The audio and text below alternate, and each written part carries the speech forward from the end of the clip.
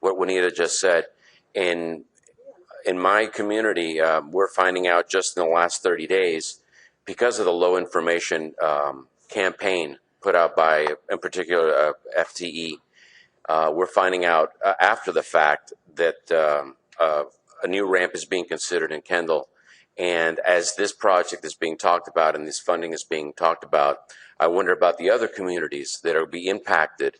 And knowing, as my group, rollbacktolls.com, has been following MDX and FDOT, we know that their minimum requirement, is to inform the people within 300 feet of a project. That is not adequate, because the impacts of projects such as the express toll lanes on I-75 and this project here are much more far-reaching. And what we're asking is the MPO is to push for better information for the public. I think it's very important.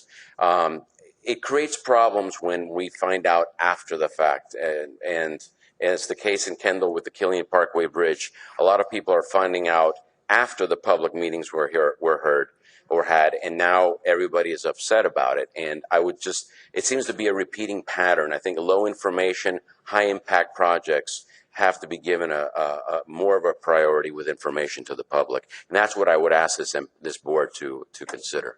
Thank you very much. Anyone else who wishes to speak for item 5A2? Seeing none, public hearing is closed. Mr. Roman, let me ask you something. If a resident goes online to the county page, like they do, that they can see the different agendas for the committees and for the Board of County Commissioners meeting, and they can click on the number and they can see the whole item and read the whole item. Do we provide that opportunity also for the agenda for the MPO? Absolutely. Okay, because maybe we can talk to our communications department to make it clear that residents who wants to see the items of the MPO can go online and see each item and read the items page by page like we do.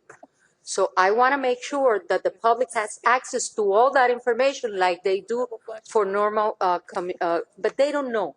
We need to let the community know that they can access that information in our page, and it takes only the click of the mouse.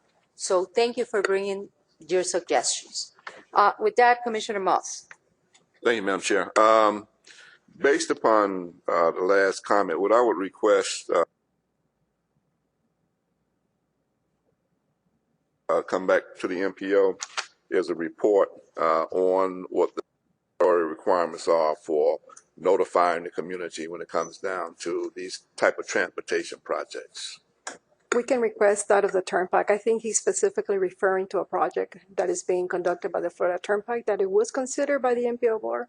And we have reached out to them, and we'll be more than... But I like to go beyond just the Turnpike. I like to look at, what the county, what we require. Of course. And then, again, because some of these things are statutory, maybe as the MPO board, we want to take a look at that and figure out whether or not, the notice is good enough. It